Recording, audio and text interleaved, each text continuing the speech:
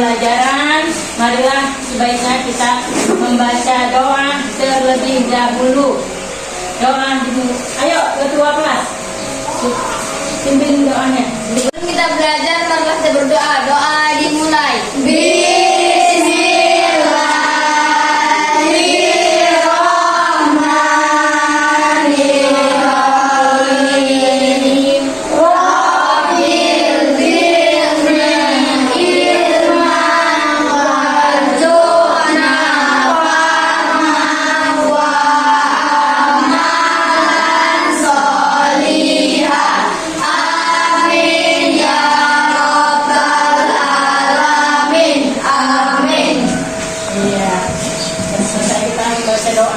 Lalu kita nyanyikan lagu Indonesia yang kelas mungkin. Siap, gerak.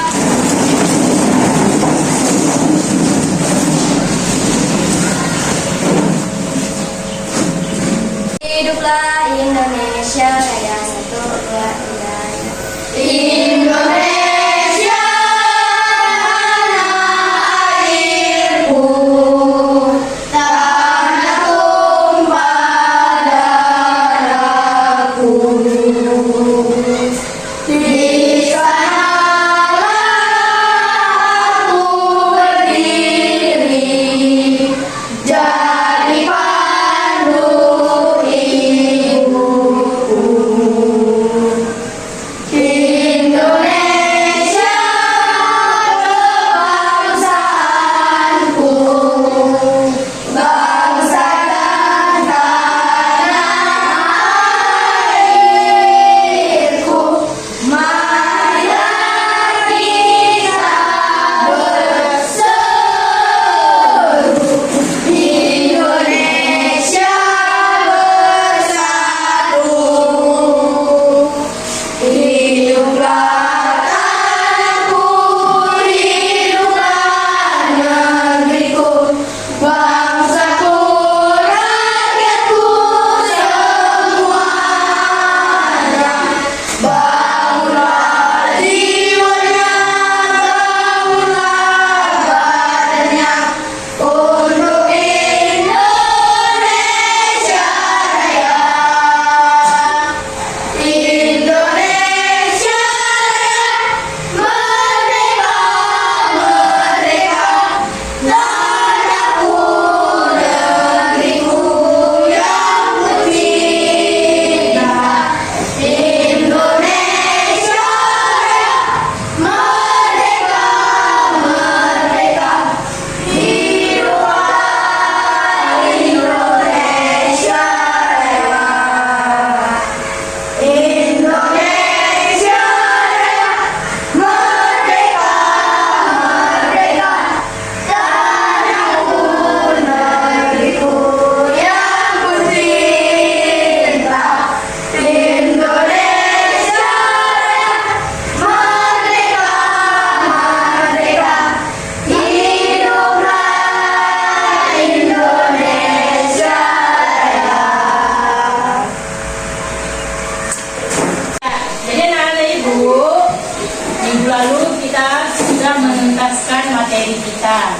Jadi sekarang minggu ini, tepat di hari Selasa ini, ibu akan memberikan materi yang baru, yaitu mengenai iman pada qada dan qadar, materi kita.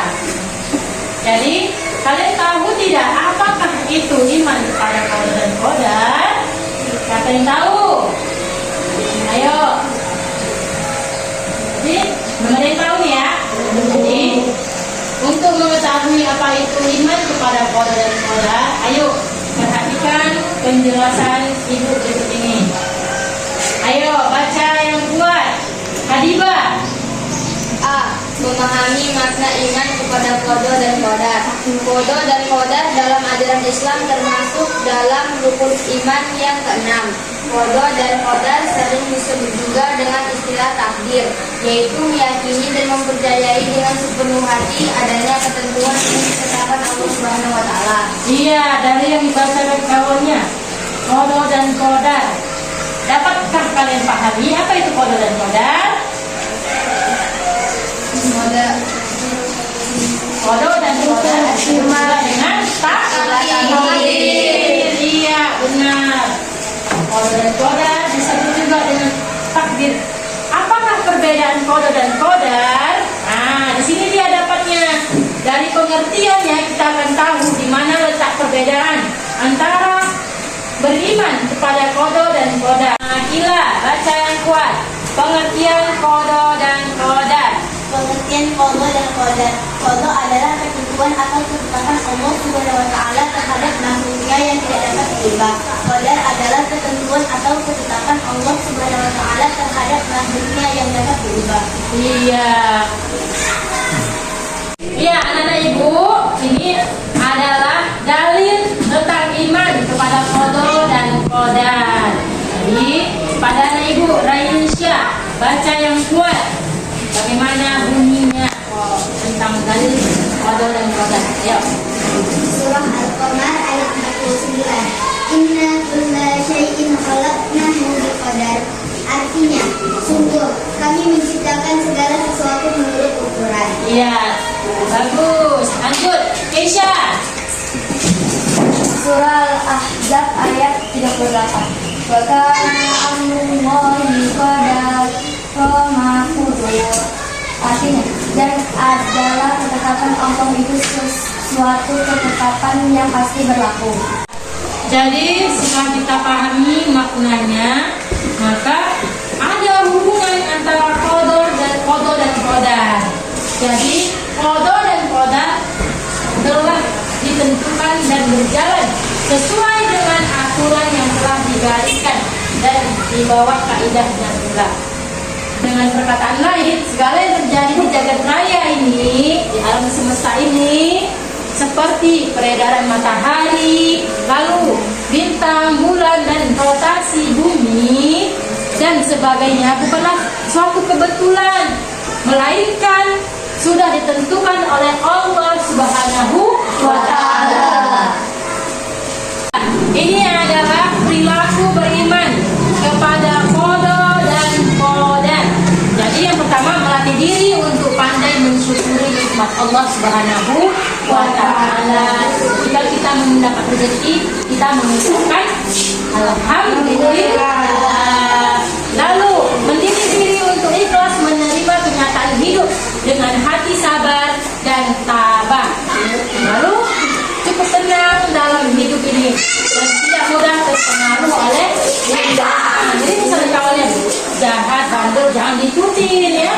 Kita harus terus memperbaiki diri, lalu melatih diri untuk sabar dan tabah, dan yakin bahwa di balik sesuatu peristiwa yang kurang menyenangkan pasti ada hikmahnya.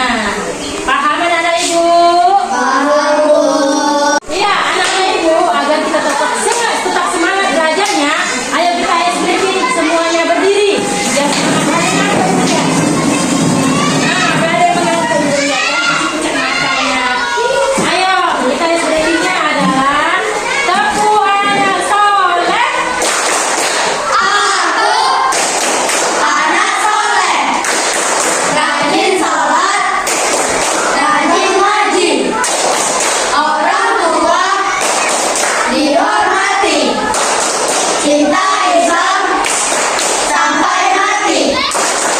La ilaha illallah Muhammadar Rasulullah. Islam, Islam, yes. Susah, yes. No, setan, push. Ya, anak-anak ibu, setelah ibu jelaskan dari awal sampailah tadi perilaku beriman kepada kodo dan kodar.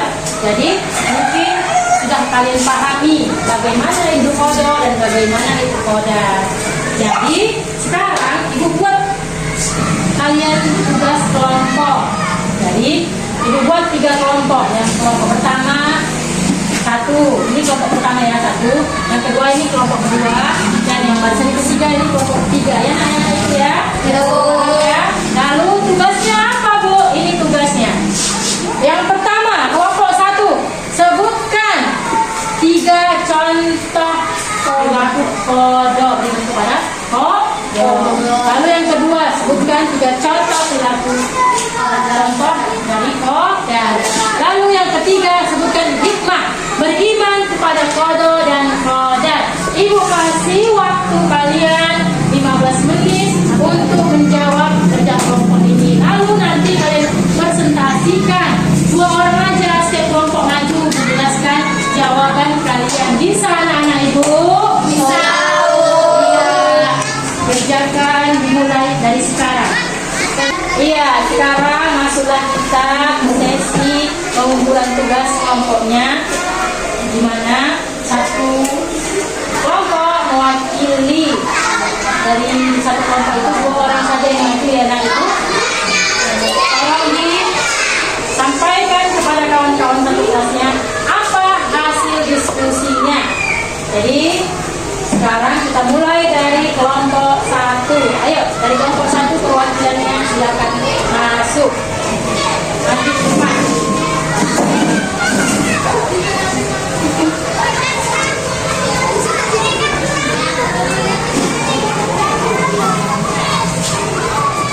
Assalamualaikum warahmatullahi wabarakatuh. Waalaikumsalam warahmatullahi wabarakatuh. Kami dari kelompok 1 ingin mempresentasikan hasil diskusi kami. Pertanyaannya adalah sebutkan 3 contoh pada. Jawabannya 1. Matahari terbit dari timur dan tenggelam di barat. 2. Kematian seseorang. 3. Bumi serta planet-planet lainnya berputar sesuai porosnya. Iya, dapat ya. Ada 3 contohnya sudah diungkapkan oleh kelompok 1 dengan kodo. Tepuk tangan.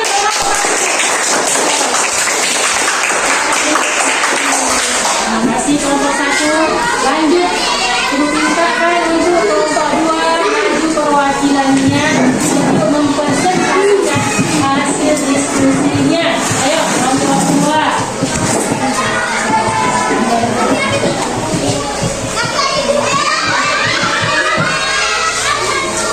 Assalamualaikum warahmatullahi wabarakatuh. Waalaikumsalam warahmatullahi wabarakatuh. Perkenalkan kami dari kelompok 2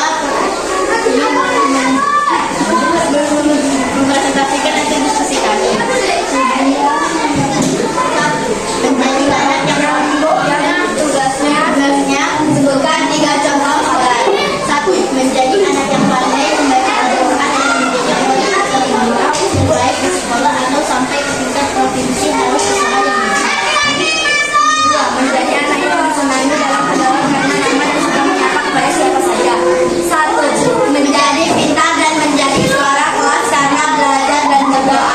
Iya, dapat ya.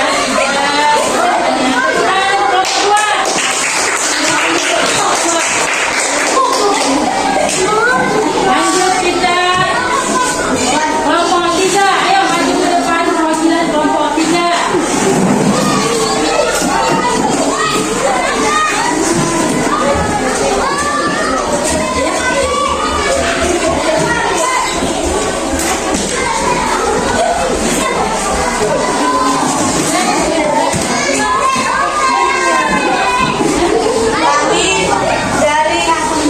Assalamualaikum warahmatullahi wabarakatuh. Waalaikumsalam. Warahmatullahi wabarakatuh. Kami dan perwakilan dari kelompok 3 ingin mempresentasikan hasil diskusi kami. Sebutkan 3 hikmah beriman kepada qadar dan qadar. 1. Menyadari bahwa semua cita-cita yang diinginkan harus diusahakan. 2.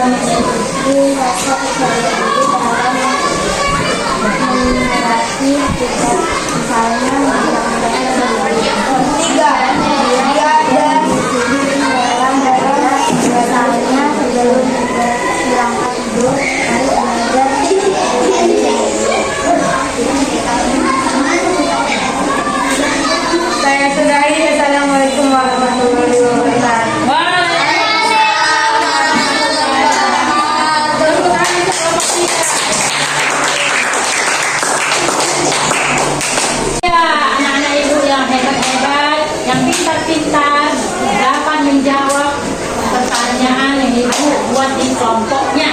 Jadi sekarang kita masuklah ke sesi kesimpulan. Dalam pembelajaran ini, jadi karena kalian sudah menjawab pertanyaan Ibu, jadi biarlah Ibu yang menyimpulkan materi ini. Kalian dengarkan agar kalian paham ya anak Ibu. Jadi dari materi tentang beriman kepada qada dan qadar, bahwasanya qada itu adalah ketetapan atau ketentuan Allah Subhanahu wa taala terhadap makhluknya yang tidak dapat diubah.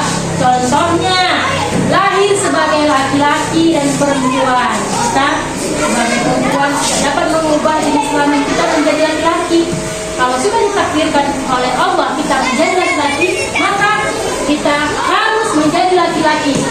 Dari kita lahir sampailah kita meninggal. Berarti kalau kalian mengubah jenis kelamin ataupun mengubah penampilan menjadi sebaliknya, berarti itu tidak beriman kepada qadanya Allah. Lalu matahari terbit, bulan bintang, adanya itu semua pergantian siang dan malam, itu adalah qadanya Allah Subhanahu wa taala yang tidak dapat kita ubah. Bisa nggak kita ubah siang menjadi malam? Tidak kan? Itulah makanya kita harus beriman kepada qadanya Allah, bahwasanya segala sesuatu yang tidak dapat kita ubah itu adalah takdirnya Allah Subhanahu wa taala. Lalu qadar adalah segala ketentuan dan ketetapan Allah Subhanahu wa taala yang dapat diubah. Bagaimana cara mengubahnya, Bu? Yang sudah kalian paparkan tadi dalam tugas kelompok tadi, yaitu dengan belajar. Contohnya dengan belajar. Kalau mau pintar, mau mendapatkan ranking 1, 2, 3, 4, 5 di dalam kelas, kalian harus belajar giat. Tidak hanya waktu mau ujian, tetapi kesehariannya juga ditunjukkan dengan belajar giat, dengan rajin bersekolah. Lalu Bu, mau menjadi orang yang kaya, orang yang terkaya di dunia ini, orang yang terkaya di Indonesia ini misalnya, harus bekerja giat. Tidak ada yang namanya orang kaya itu orang yang pemalas. Ada nggak orang pemalas dia tapi kaya dia? Tidak ada kan? Semua kekayaan juga harus diusahakan, harus giat dan gigih mencari rezeki yang telah ditetapkan oleh Allah. Dengan qadarnya Allah, maka dengan diusahakan. Jadi segala sesuatu yang dapat